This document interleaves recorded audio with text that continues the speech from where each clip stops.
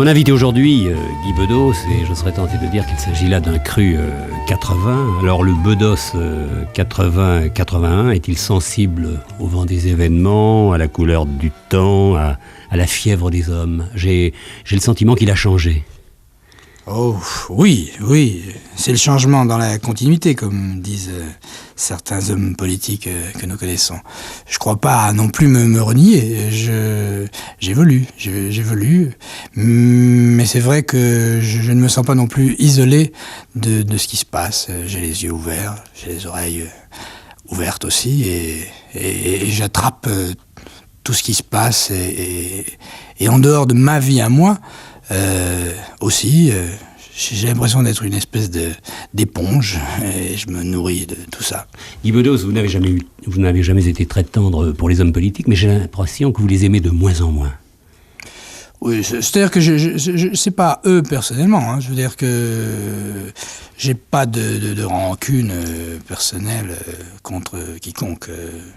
Enfin, si, peut-être, un peu. J'aime mes préférences dans l'hostilité, si on peut dire. Mais c'est la fonction politique qui est devenue terriblement décevante. Mais là, j'ai l'impression d'enfoncer une porte ouverte. C'est dans tous les journaux, c'est partout. Oui, mais vous êtes moins militant qu'autrefois. Cette fois-ci, vous ne voulez être sur le théâtre, sur la scène du théâtre, qu'un artiste. Oui. Fini le temps des partis pris, c'est vrai. Et peut-être même des certitudes. C'est vrai.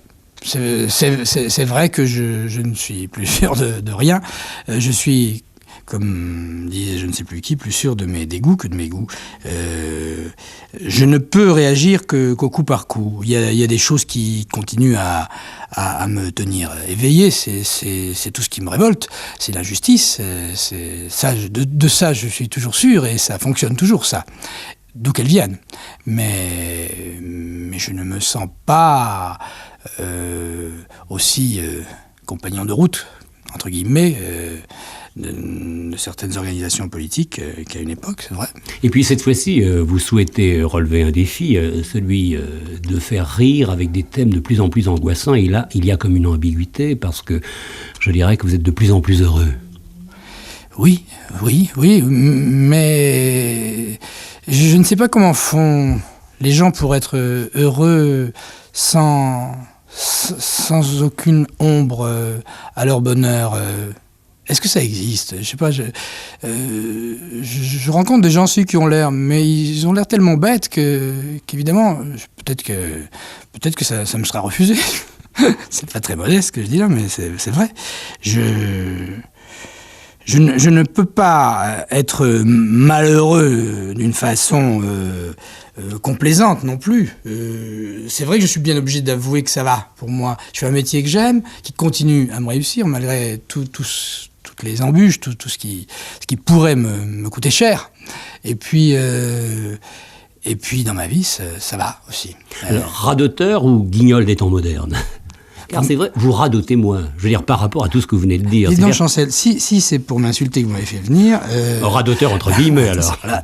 On a commencé dans la courtoisie, et vous me connaissez. Je vais me réveiller. J'apprécie lorsque vous vous réveillez.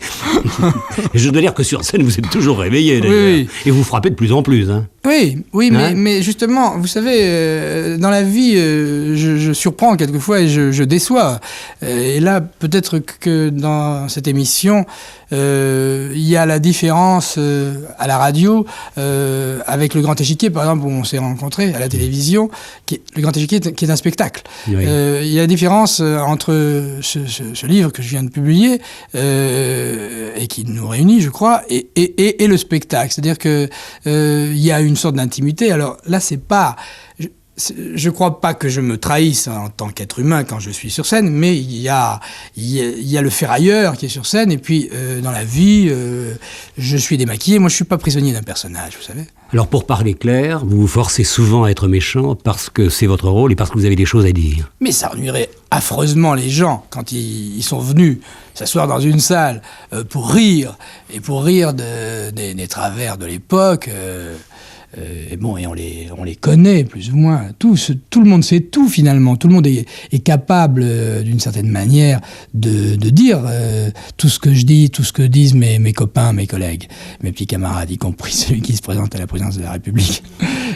Pourquoi vous ne vous présentez pas? Coluche se présente, je dois dire que là, il va vers une publicité tout à fait évidente. Vous n'avez pas besoin de tout cela. Il dit les choses d'ailleurs clairement, et c'est amusant en plus. On est souvent d'accord que chez moi, j'ai à peu près le même avis que lui sur certaines choses et sur certaines personnes, mais je crois qu'il fait du tort à notre profession en allant se commettre avec les hommes politiques. Vous voyez, contrairement à Jean Daniel, qui finit son édito de ce matin en disant qu'il refuse de choisir entre les impuissants et les bouffons, je trouve qu'il y a une certaine noblesse à être bouffon, et je sais pas, je trouve que c'est mieux d'être Molière que d'être Louis XIV. C'est mieux d'être Chaplin que Truman. Si vous voyez ce que je veux dire. Alors pour vous, Guy Bedos, il y a les beaux enchaînements du printemps, il y a celui de 1979, il y a celui de 1980, et pour moi, et pour vous surtout, c'est un printemps qui a 1 an, et cet âge-là, c'est celui de votre fils Nicolas. Et je crois que tout pourrait commencer par là, et même lorsque je regarde la couverture de ce livre, En attendant la bombe, qui vient après l'autre livre qui avait pour titre « Je craque », il y a toute la différence qu'il peut y avoir entre la désespérance et l'insignifiance. Cette fois-ci, je crois, la voie royale pourrait être pour vous le bonheur. Oui, c'est-à-dire que j'ai pris le risque d'être insignifiant, puisque je parle de... C'est un journal, ce livre. Ça a failli ne pas être un livre, d'ailleurs. Et là, je le dis sans coquetterie, je n'étais pas du tout sûr que ce serait un livre. J'ai écrit à un moment que pour se faire lire, il faut avoir le courage de passer pour un con. Je rajoute d'ailleurs que de héros entassés chez les libraires, mais bon... Tant mieux s'ils sont entassés pour vous, vous n'allez pas les chasser. Hein? Non, mais bon, j'étais pas sûr du tout que ce serait intéressant, ma façon de couver mon petit dernier. Mais en fait, cet enfant qui me comble, que j'aime et que j'ai attendu et que j'ai accompagné pendant 1 an, c'est en même temps un prétexte, hein. Il faut que ça soit clair, hein. J'ai pas voulu simplement jouer les papapoules, pour reprendre le titre d'un feuilleton télévisé que je n'ai pas vu d'ailleurs, mais dont on parle beaucoup, parce que je me doute bien que mes histoires de mômes, ça pourrait être gnangnan et sans intérêt pour les autres, quoi. J'ai pas voulu ça n'a rien à voir avec papapoule. Vous avez une femme. J'ai pas vu. C'est-à-dire, je parle d'autre chose. En fait, je parle de ce gosse, mais ce gosse, c'est l'enfant du monde, si on peut dire. C'est le nouveau monde.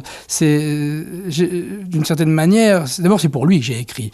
Je trouve qu'on doit écrire ses œuvres posthumes, et non seulement les écrire, bien sûr, mais les publier de son vivant, comme ça on voit l'effet que ça fait. Bon, mais c'est pour Nicolas. Pour Nicolas et par extension pour Mélanie, pour les autres enfants que j'ai, dans longtemps. Il aura, lui, 20 ans en l'an 2000, et c'est vrai que c'était une façon de lui demander pardon, quoi. Demander pardon de le faire venir parmi nous à cette époque-là. Pour l'apocalypse, comme vous dites, c'est-à-dire vous craignez pour demain. Mais si vous avez d'autres enfants, on pourrait dire aussi que c'est la première fois que vous êtes papa. Je comprends pas la question. C'est la première fois que vous vous prenez pour un père. Ah oui, non, parce que je me sens tellement père depuis longtemps c'est pour ça que je vous ai fait répéter 2 fois. Puis c'est vrai que si mes autres enfants sont à l'écoute, ils ne comprendraient pas. Ils le sauront. Alors non, c'est-à-dire que c'est la première fois que je vis ma paternité dans cette espèce d'harmonie, quoi, voilà. C'est vrai, c'est la première fois. Alors j'ai fait une comparaison, je ne sais pas si vous allez la trouver flatteuse, entre ce livre, En attendant la bombe, et puis le livre de François Mitterrand, Ici et maintenant. Et je crois que vous auriez pu prendre ce titre, Ici et maintenant. Non, je veux dire par là que vous traitez de sujets tout à fait différents, mais que tous les deux, vous êtes passés par l'écriture. Alors je me suis demandé si François Mitterrand était fait pour aller jusqu'au bout de sa politique, et si vous étiez fait pour aller jusqu'au bout de votre rire. Alors qu'il y a peut-être justement un bonheur d'écriture qu'il faudrait non pas épuiser, mais peut-être caresser d'un peu plus près. Cultiver. C'est-à-dire qu'en fait, vous demandez à Mitterrand de ne pas se présenter aux élections et à moi d'arrêter de... Non, je reconnais un pouvoir d'écriture, c'est tout. En tout cas, c'est vrai que du point de vue de l'écriture, j'ai lu Démocratie française et j'ai lu l'autre livre de de Mitterrand. Je parle pas du dernier, là.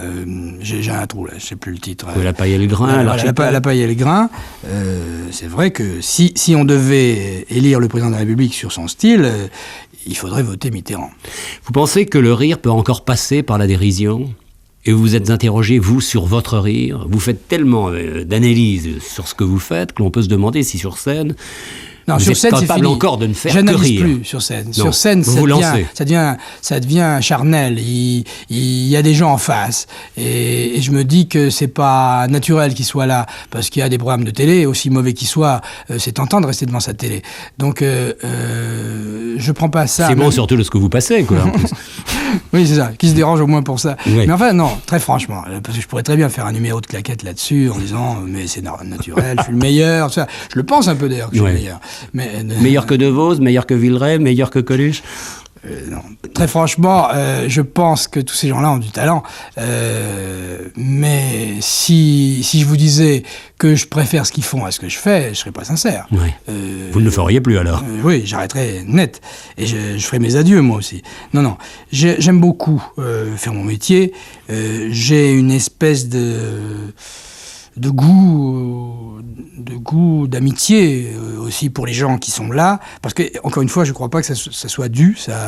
C'est émouvant, moi je trouve, des gens qui viennent, qui sortent de chez eux avec toutes les difficultés que ça comporte, qui viennent payer une place. Ça, je crois pas que ça soit un dû. Encore une fois, et ça me touche quand je vois des gens qui restent là, alors que je les insulte très souvent, que je leur dis des choses très agréables. Le public a fait des progrès. Je trouve que les gens n'ont pas fait de progrès, mais le public dans une salle, je trouve qu'il encaisse très très bien. Mais le public, vous êtes acquis d'une manière générale? Non, pas vraiment. Vous avez déjà été sifflé? Vous avez déjà été rejeté? Vous avez été déjà mis à la porte? Je n'ai jamais vu cela, moi. Non, ça non. Si, il y a très très très très longtemps, c'était dans mon pays, c'était en Algérie. C'était peut-être la première fois que je passais sur une grande scène. C'était dans une émission de mon oncle, Jacques Bedos, qui faisait une émission de télévision là-bas. Et c'est dans ma ville, Alger, la ville où je suis né, que des troufions de l'époque et le public de là-bas ont pris au premier degré ce qui était déjà au second. C'était un sketch que je faisais à Saint-Germain-des-Prés, avec un certain succès, dans un cabaret de l'époque où se produisait d'ailleurs De Vos, Jean-Yann, Jacques Dufilot, enfin j'étais en bonne compagnie, et ça faisait hurler de rire Saint-Germain-des-Prés, mais à Alger ça n'a pas pris. Et là ils m'ont sorti, carrément. Enfin non, ils m'ont pas vraiment sorti, mais je suis sorti parce qu'ils comprenaient rien. Mais sinon, non. Il y a des soirs où c'est plus dur parce que je me mets en difficulté.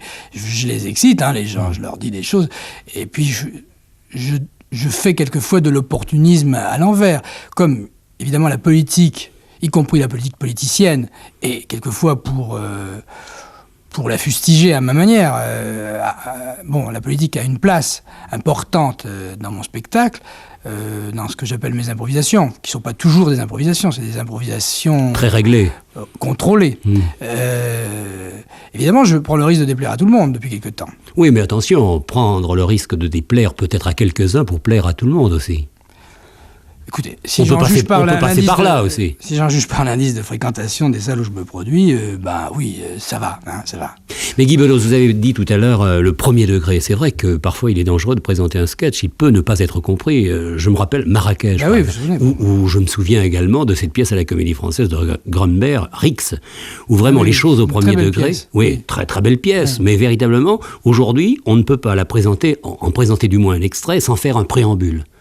Oui, parce que c'est vrai que sur certains thèmes, le racisme notamment, et tous les racismes, que ce soit racisme de peau, racisme de catégorie, de sexe aussi, les choses, les plaisanteries sur les femmes, etc. Moi j'en fais beaucoup, et je suis pas la nuit des femmes, et j'ai pas l'impression que je sois le type le plus misogyne, le plus phallocrate, comme on dit, que j'ai rencontré.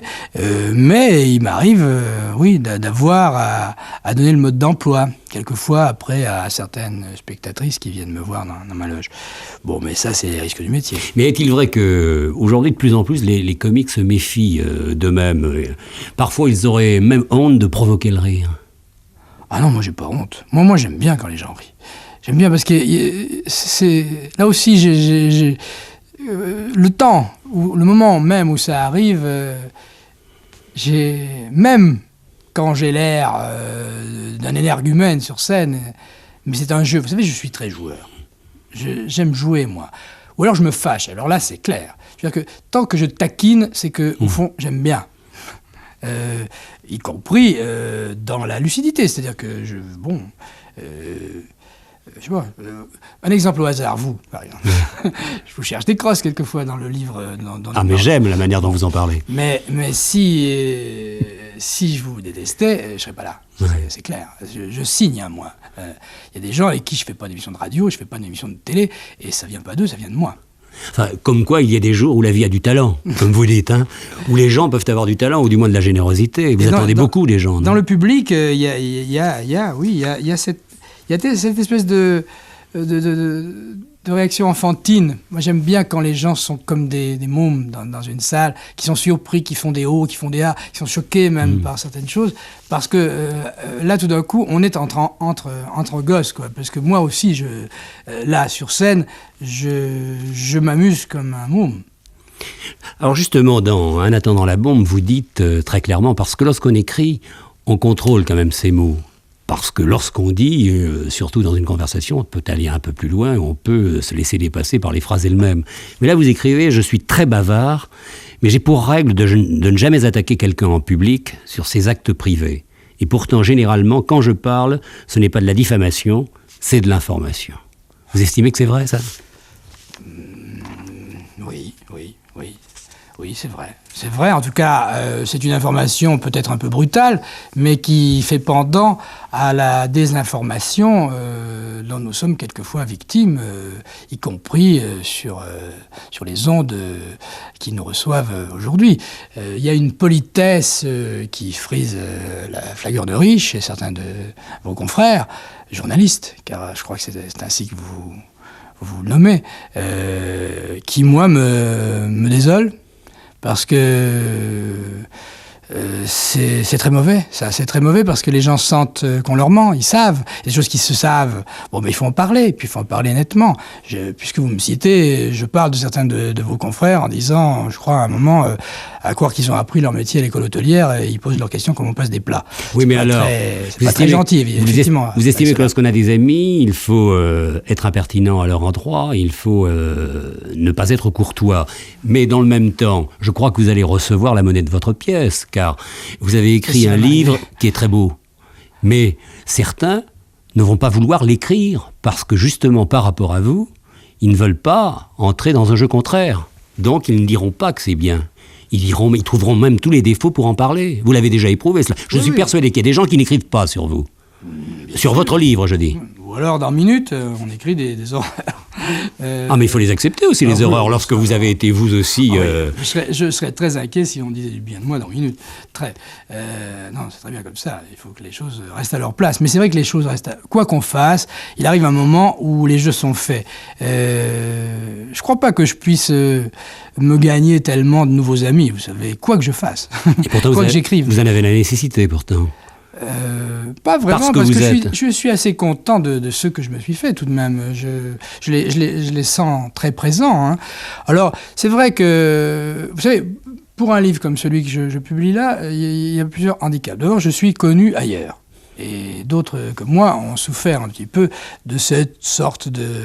notoriété. Oui. Je pense à Simone Signoret, à un moment, qui a dû écrire un deuxième livre pour prouver qu'elle avait bien écrit le premier. Je trouve ça quand même extraordinaire, non ? Parce que on n'a qu'à parler 3 minutes avec Simone Signoret pour s'apercevoir qu'elle est très bonne dans son propre texte aussi, qu'elle n'a pas besoin des dialoguistes, et des auteurs. Moi, je crois pas à la hiérarchie des genres, et je crois effectivement. C'est vrai que je suis très agacé. Mais comme ça, 2 secondes, quand on me dit, mais alors vous écrivez, vous aussi, alors vous y mettez aussi, et qu'est-ce que je fais d'autre ? Je vais écrire un sketch. Moi, je vis de ma plume depuis 20 ans. De Vos écrit, j'écris, Coluche écrit, tous les gens qui font ce métier, c'est pas parce qu'on est capable, en plus d'interpréter ce qu'on joue, qu'on n'écrit pas. C'est un genre très, très délicat, vous savez, le rire, le sketch. Beaucoup de romanciers confirmés, d'auteurs de théâtre confirmés s'y sont essayés, et je ne veux pas dire de nom là, parce que justement, je n'ai pas envie d'embêter les gens, mais ils s'y sont cassés les reins. C'est très difficile de faire court. Et puis lorsque vous êtes sur scène, vous écrivez une deuxième fois, car ou vous avez écrit vous-même une première fois, ou quelqu'un a écrit pour vous, mais lorsque vous êtes sur scène, vous dites et vous êtes seul.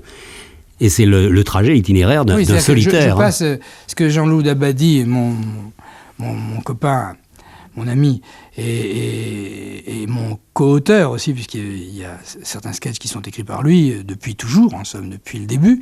Et là, je ne suis qu'un acteur, en somme, qui interprète le texte d'un auteur comme un acteur de théâtre. Il avait assez bien dit ça, je crois, dans votre émission, là, dans le Grand Échiquier, un soir. Il avait dit que j'étais passé de la troisième personne à la première personne. Je le fais encore parce que j'en éprouve le besoin. J'ai besoin de parler aux gens. D'abord, ça me... Comment dire, j'ai un trop-plein. Vous savez, dans la vie, je ne suis pas tout à fait pareil. Je ne dis pas tout. Alors, sur scène, d'abord, je suis sûr qu'on ne va pas m'interrompre sur scène. Enfin, je suis sûr, non, ça peut m'arriver. Mais bon, j'ai la parole. Alors, je la prends et j'ai besoin de dire ces choses-là aux gens. Et peut-être aussi dans un esprit de journaliste. Et c'est pour ça aussi que je fais un bouquin qui est un journal, au fond. Je suis un journaliste frustré. Je devrais pas avoir à faire ça. Mais j'en éprouve le besoin, parce que c'est une autre relation avec les gens.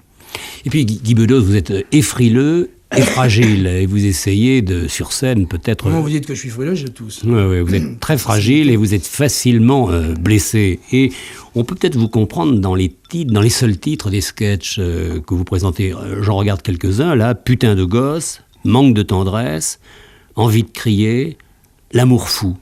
Alors tout de suite, je pense... Mais ça, c'est des nouveaux. Ça. Oui, ça, c'est des nouveaux. Et tout de suite, je pense à un épisode de votre vie, une parenthèse que nous ouvrons et que nous allons refermer très vite. C'est celle de Sophie Daumier. Vous en parlez dans votre livre. Je dois dire que vous avez fait un long trajet avec elle. C'était un tandem.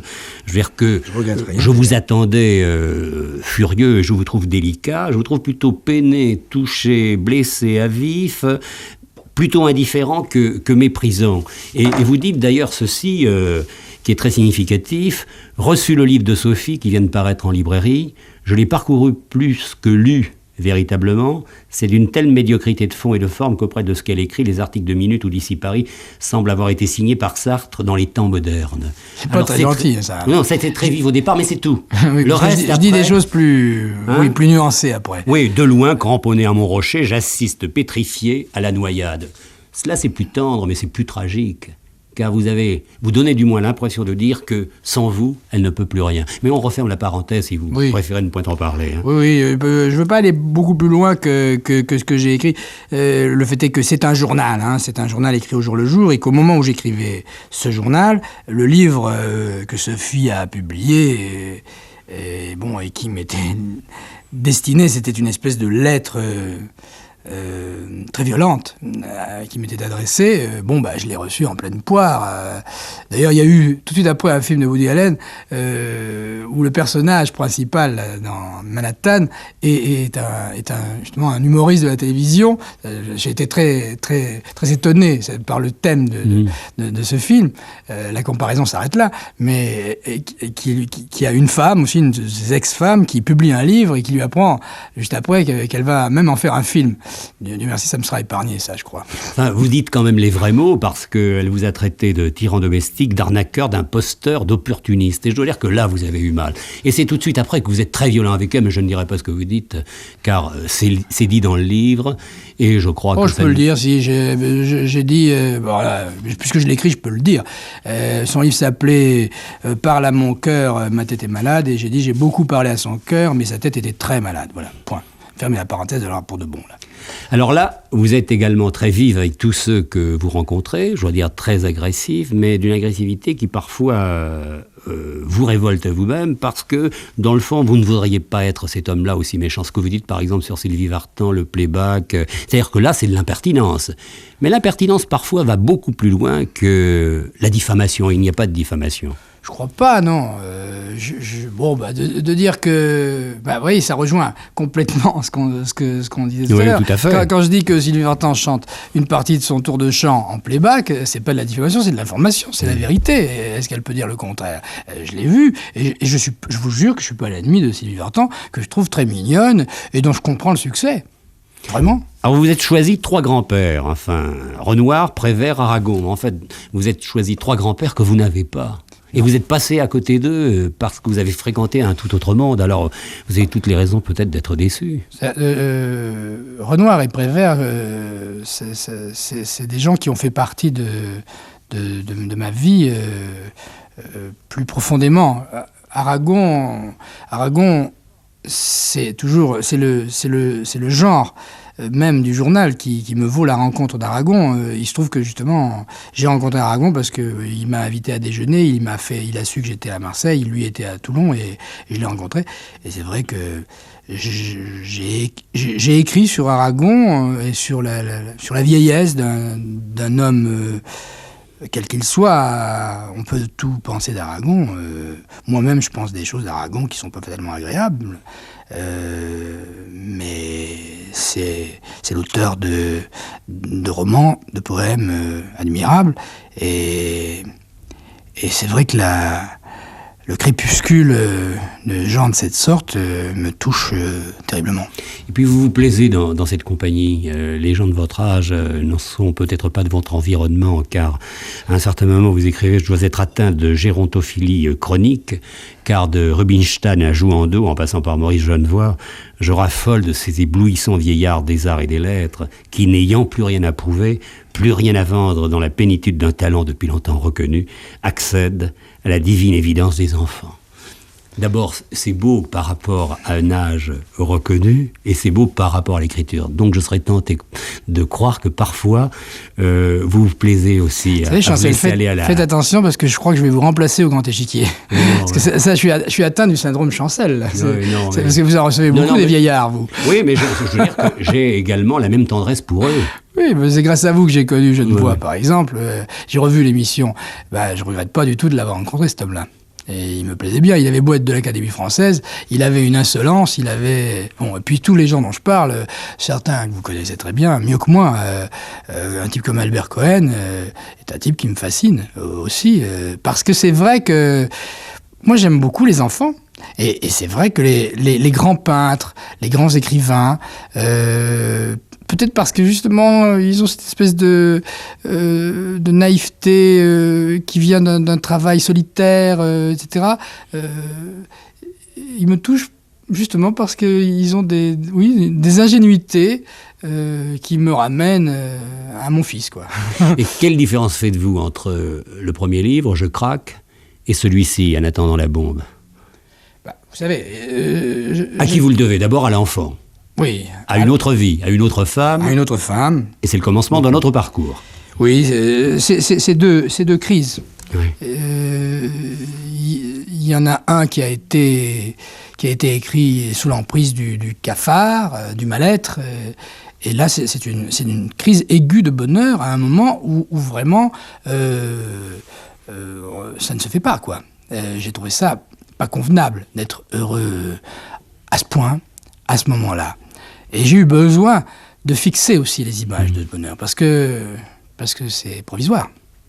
Mais vous vous adressez à votre femme, et vous dites « N'aie pas peur, Jo, je ne me tuerai pas cette semaine. » Je voulais... Dites-le, c'est pour rire que j'ai écrit ça. Oui, je voulais seulement dire que l'idée du suicide, je l'ai, oui, c'est vrai. Donc vous dites « Je l'ai, cette idée du suicide. Je la porte en moi depuis l'enfance. Je vis avec, très bien. C'est même pour moi l'ultime expression de la liberté. De savoir que je peux choisir ma mort, ça m'aide à vivre. » Même dans le bonheur, vous dites ça. Même en rigolant, comme vous dites. Oui, non, c'est... Bluff, sincérité, oui. Tout est mêlé, là. Oui, j'écris ça toujours, parce que c'est un journal, très, très touché, très perturbé par le suicide de Jency Berg, que j'avais appris la veille, et puis par le suicide aussi de Jean-Louis Bory, que j'aimais beaucoup.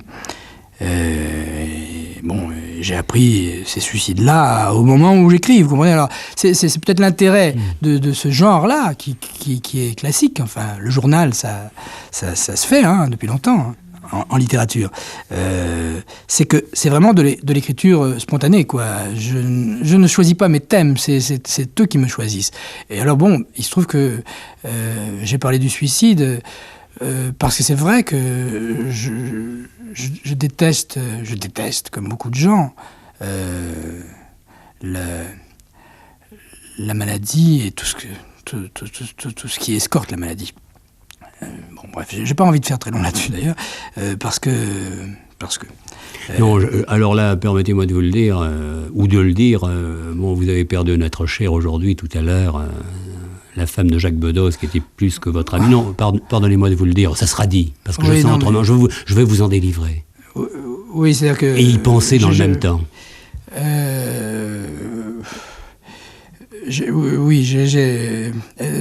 C'est effectivement le piège de ce genre-là. Le journal, c'est qu'il y a des personnages qu'on perd en route, quoi. Oui. Et Karine, la femme de Jacques, est dans ce livre-là. Et il y a des images d'elle dans ce livre-là, parce que c'est aussi une espèce d'album de soleil. Et bon, aujourd'hui, il faisait moins beau, quoi.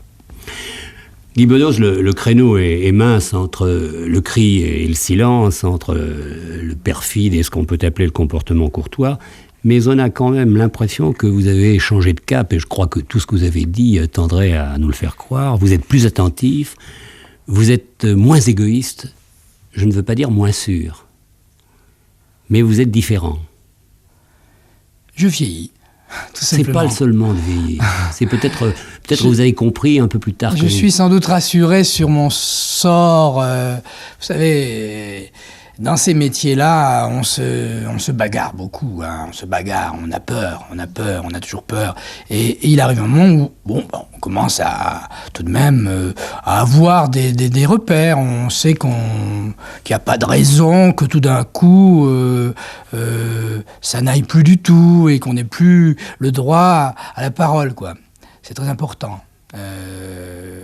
d'avoir ça. Et je suis peut-être rassuré là-dessus. Alors ça me permet tout de même d'être de plus en plus attentif aux autres et de moins en moins dirigé vers mon nombril. Même quand j'écris un journal intime.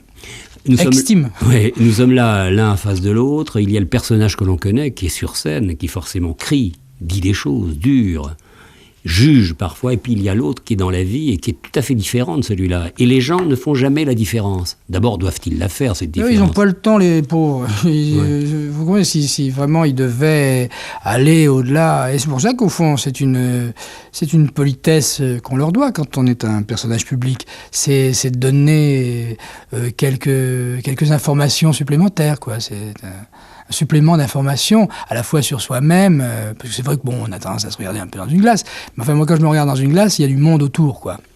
C'est vrai que cette paternité dont il est beaucoup question tout au long de ce journal, il y a quelques années, j'en parle là, un type m'avait dit très gentiment, alors que j'avais déjà une fille, Leslie, qui est maintenant une de vos consoeurs, qui travaille ici, dans cette maison-là, assez brillamment d'ailleurs. Vous allez être fier d'ailleurs. Très fier, très. Le type m'avait dit, quand on vous voit faire le comique à la télé, on n'imagine pas que vous pouvez avoir des enfants. Ce qui est quand même fantastique, quoi. C'est-à-dire que le type me réduisait à cette fonction de guignol. Et c'est pas péjoratif, mais il me niait toute humanité. C'est énorme, non ? C'est-à-dire, lorsqu'on vous voit attaquer comme vous le faites, on ne peut pas croire que vous êtes tendre dans le même temps. D'autres pouvaient vous le dire, cela. Et c'est peut-être ce que vous avez voulu prouver en écrivant cette fois-ci, c'est-à-dire mettre d'une certaine manière les choses à leur place. D'ailleurs, la vérité n'est pas celle que vous attendiez à un certain moment, et je le disais au commencement de cette conversation, vous étiez plutôt partisan. Et parce que J'étais sincère. Vous étiez sincère, mais parce que vous ne voulez plus être dupe, alors on va parler de trahison. Vous avez abandonné en route beaucoup de vos compagnons. Ah non, c'est eux qui m'ont abandonné. Ah non, alors là, je ne laisserai pas passer ça. Vous parlez à un certain moment des tanks de la fraternité du socialisme. Oui, non, parce qu'effectivement, il s'est passé plein de choses, et puis il faut que ça soit clair, hein, parce que c'est très important en ce moment. Je quitte pas le navire, hein, du tout. C'est le navire qui s'éloigne un peu, parce qu'il y a de la houle. Bon, j'y peux rien. Je suis là, moi, et puis je regarde ce qui se passe. Je suis un citoyen ordinaire, hein, pour ça, en tout cas. Je suis comme tout le monde, quoi. Et c'est vrai que, bon, à un moment, j'ai cru que la gauche française allait faire des choses, et je trouvais ça très sain. Je souhaitais pas la mort des autres, hein. Je faisais pas partie des gens qui préparaient des charrettes et des gibets, hein, comme certains. J'avais rien à gagner dans cette histoire. Mais j'ai cru que c'était bien.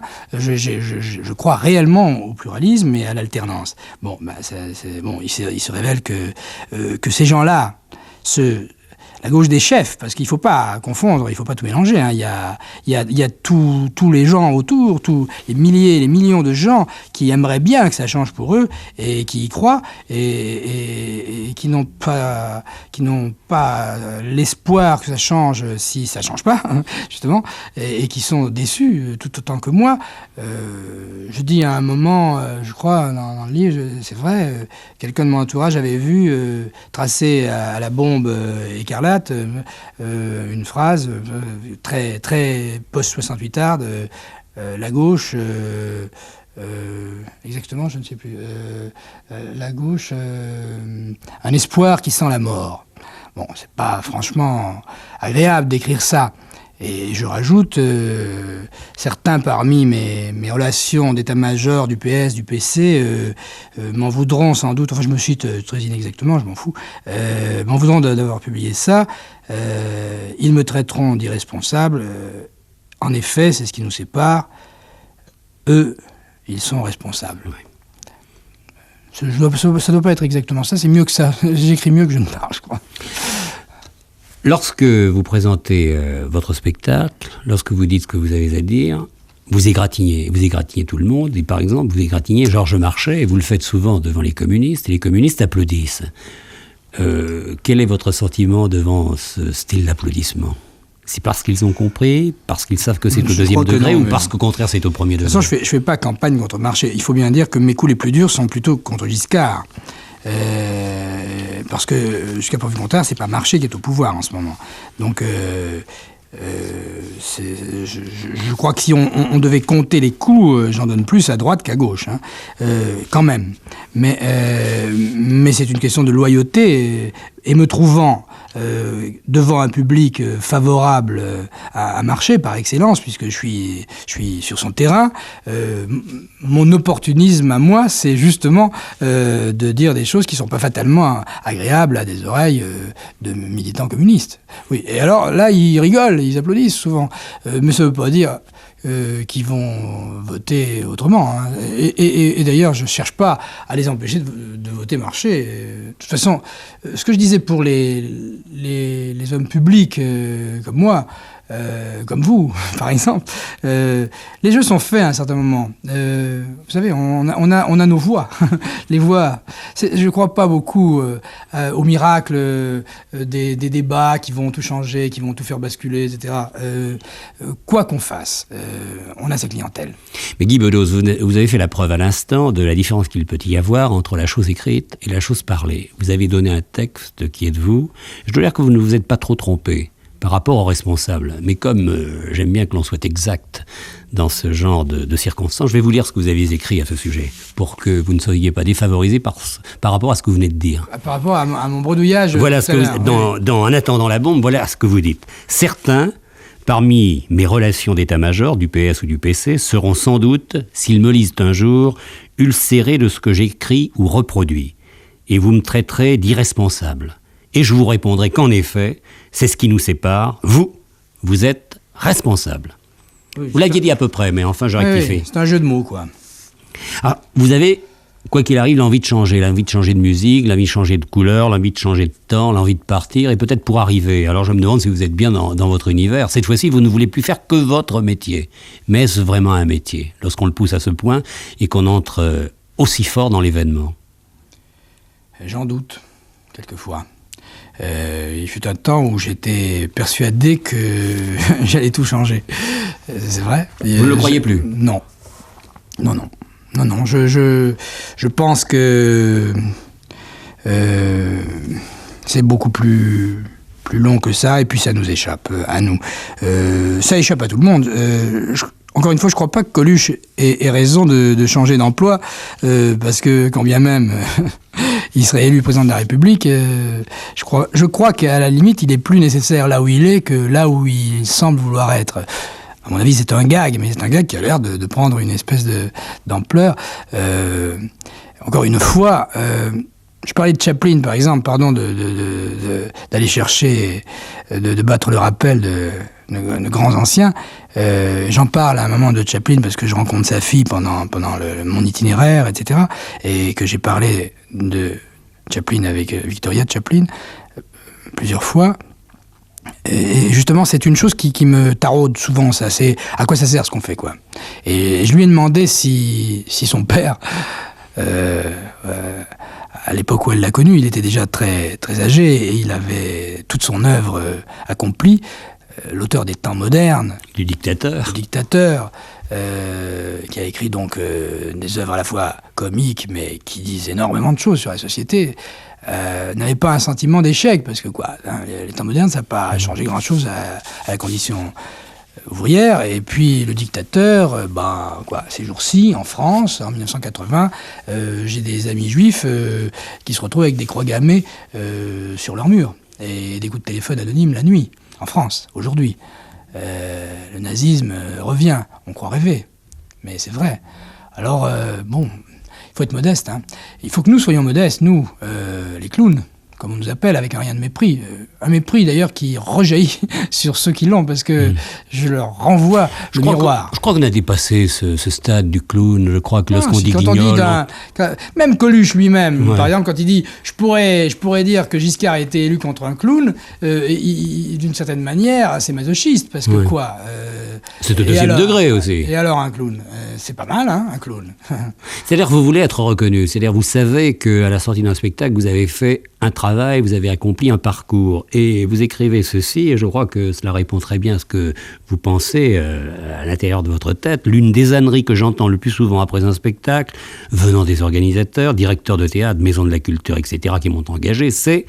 Comment avez-vous trouvé le public? On ne vous demande jamais si on vous a bien payé, si tout cela a marché, si vous êtes content. C'est vrai, ça?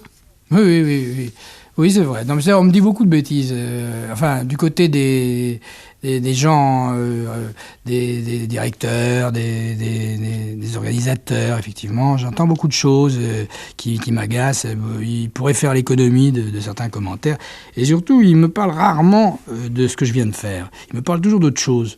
Et je sais pas, mais chaque soir, c'est une aventure différente. Et on a envie qu'on vous en parle un petit peu. Je suis pas un jukebox, je risque ma peau artistique, en tout cas, chaque soir. Et on a l'impression que, arrivé à un certain degré de notoriété, justement, c'est ce côté, il manquerait plus qu'il soit pas drôle, ou il manquerait plus qu'il fasse pas de monde. C'est normal, quoi. Normal, tout est normal. Non. C'est pas à ce point-là. Vous pensez que demain, tout peut flancher, demain, vous pouvez être un inconnu. Vous y pensez? Rien n'est gagné. On en a vu d'autres. Hein. Oui. Très franchement, ça ne me hante pas. Ça, c'est pas ça qui me préoccupe ces temps-ci. J'ai des préoccupations beaucoup plus altruistes, vraiment, et d'ordre général. Puisqu'on est justement dans les acteurs et la politique, quand je vois qu'on élit Ronald Reagan, ancien acteur, mauvais acteur à la présidence des États-Unis, à l'âge qu'il a, 70 ans, quand on sait ce que c'est qu'un mauvais acteur, quand on lui donne sa chance sur le tard, on a un peu peur. Moi, je commence à creuser dans mon jardin, parce que je me demande ce qu'il va nous faire, là, parce qu'il va vouloir laisser un nom, vous comprenez? Alors là, par contre, j'ai très très peur de ce genre d'acteur-là. Très peur. Vous avez compris, Guy Bedos, c'est depuis longtemps que dire « je », écrire « je », au-delà des apparences narcissiques, nombrilesques, c'est aussi dire et écrire « nous ». Donc, vous pensez représenter les autres? Pas représenter à ce point-là, parce que ce serait très prétentieux, mais j'ai la parole. et j'ai l'outil. J'ai l'outil qui est la parole, l'écriture, etc. Et je croise beaucoup de gens. Je suis sur le terrain, je vois des milliers de gens dans les spectacles que je fais. Et ces gens-là me parlent, m'écrivent, etc. Et ils n'ont pas les moyens, ils n'ont pas le droit de s'exprimer. Ils sont absolument atterrés quelquefois par des choses que je dis, parce qu'ils n'imaginent même pas. Vous savez, on est dans un régime dit libéral, etc., et on nous effraie avec ce qui se passe dans d'autres pays, etc. Mais dans la hiérarchie quotidienne, mais un exemple au hasard, cette maison-là, ici, la radio, la télévision, ça, il y a des gens qui ont la trouille pour leur place. Ils ont peur de perdre leur place. Ils peuvent pas l'ouvrir, leur gueule, comme on dit. Ils peuvent pas, ils n'ont pas le droit. Alors ils sont... Ça leur fait du bien que quelqu'un prenne la parole. Vous êtes celui-là, vous êtes leur ambassadeur. Encore une fois, je suis pas... Ah si, vous vous prenez pour un ambassadeur. Non, mais je me prends pas non plus pour le Christ, pour ça. Simplement, je suis un des types qui peut dire certaines choses et à qui on le pardonnera parce que c'est sa fonction. Je parlais, Guy Bedos, d'apparence nombrilesque et je rejoins un autre texte, là, qui est de vous d'ailleurs. Le narcissisme qu'on m'a souvent à juste titre reproché, dont même mes proches s'amusent quelquefois, sans se gêner, est fortement atténué par cet autre tare dont je suis au moins aussi gravement atteint, la lucidité. C'est pas mal, ça. D'un côté, le narcissisme, de l'autre, la lucidité. On fait un joli parcours avec ça. C'est-à-dire que de ne pas être du tout narcissique quand on fait le métier que je fais, ce serait une faute professionnelle. Au moment où j'entre en scène et où j'ai la prétention de tenir assis devant moi, leur parlant, un millier de gens, et ça pendant 2h30, quelquefois sans entracte, si vraiment j'étais d'une modestie et de violette, je crois que je ferais un très très mauvais spectacle. Et puis il y a le mot qui vous fait peur et dont vous parlez à différentes reprises, c'est le mot guerre. Alors la guerre, je croyais que j'en rajoutais un peu pour me faire peur dans mon petit cahier, mais depuis 3 jours tout le monde en parle. Rien qu'à la télévision et dans des répertoires différents, le pape, Giscard d'Estaing et Raymond DeVos. Alors ils vous font rire tous les trois. Alors, allez au bout de la citation, parce que je crois que j'ai dit l'un, chacun plaide pour sa boutique. Oui, c'est vrai, je ne vais pas me citer, mais l'un dit, je sais pas quoi, Giscard, j'ai oublié. Enfin, en tout cas, ça finissait par DeVos qui disait, il faut rire. Et moi, je rajoute, ils me font rire tous les trois. Oui, effectivement. Parce que, il vaut mieux en rire. Non, c'est pas ça. Oui, on n'a pas le choix, de toute façon. Il vaut mieux en rire. Comme dit l'autre, je me dépêche de rire de tout, de peur d'être obligé d'en pleurer. Vraiment, cette phrase-là, on devrait l'écrire un peu partout sur les murs. C'est vrai que c'est à pleurer en ce moment. Il y a une absence de crédibilité de la part des gens responsables. On a l'impression que le monde est complètement déboussolé. Et nous, les artistes, on essaie... Qu'est-ce qu'on peut faire d'autre ? On tend le miroir, on nous donne un monde bizarre, alors on parle de ce monde-là. Comment font, par exemple, certains auteurs à l'ancienne, des auteurs dits de boulevard, de comiques sages, si on veut dire. Pour moi, vraiment, je ne sais pas à qui ils s'adressent et de quoi ils parlent.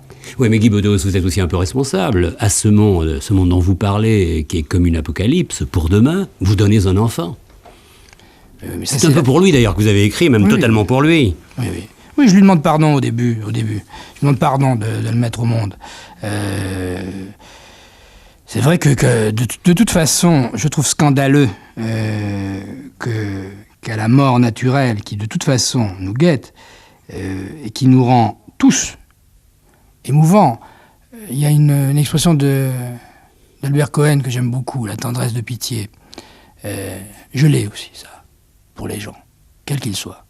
Ça peut être surprenant, mais au fond de moi, je l'ai. C'est vrai que ça finit mal, cette histoire-là, pour tout le monde.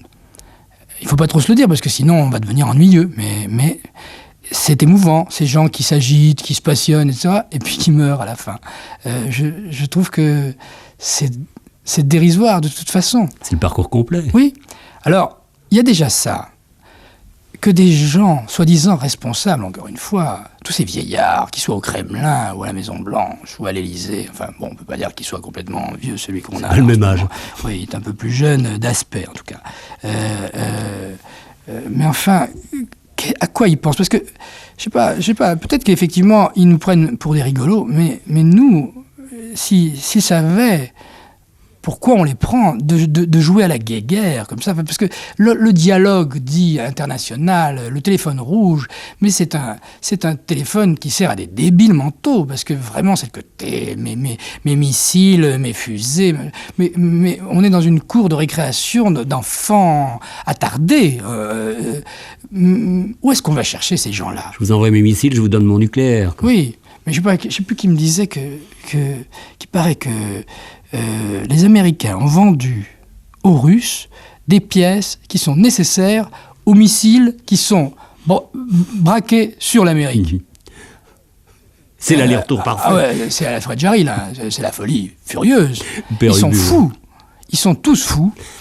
Mais enfin, Guy Bedos, je comprends très bien votre parcours par rapport à certaines phrases, comme celle-ci, et qui explique un peu tout ce que vous avez dit, d'ailleurs, depuis 17 heures. Je n'arriverai jamais à me fâcher complètement avec la vie, mais de chamaille en réconciliation, nous n'avons pas fini de nous en faire voir tous les deux. La vie, cette folle dont je suis fou. Et ça, c'est nouveau. Ça, c'est très nouveau. Non, c'est pas nouveau. Si, c'est nouveau. Par rapport à Je crois que c'est totalement nouveau. C'est un autre Guy Bedos. C'est la première fois que je le dis, mais oui. Je suis vivant. Oui. J'ai eu vraiment plusieurs occasions de ne plus l'être. Non, la vie, bah oui. Et puis pourquoi un enfant alors que je dis tout ça, parce que c'est cette force de vie absolument absurde aussi qui fait que, oui, pendant la guerre, il y avait des gens qui, je sais pas, dans la dernière guerre qui n'était pas nucléaire, celle-ci, il y a eu pareil un taux de natalité très important. C'est justement ce côté émouvant des gens qui ont besoin. Parce que, oui, c'est vrai que c'est cette espèce de naturel, d'animalité des gens. Je ne suis pas en train de faire de la réclame pour Debré, hein, parce que... Ça y ressemblait. Inversement, je trouve qu'on a le droit de choisir d'avoir ou de ne pas avoir un enfant. Et même le pape n'a pas à s'en mêler, à mon avis.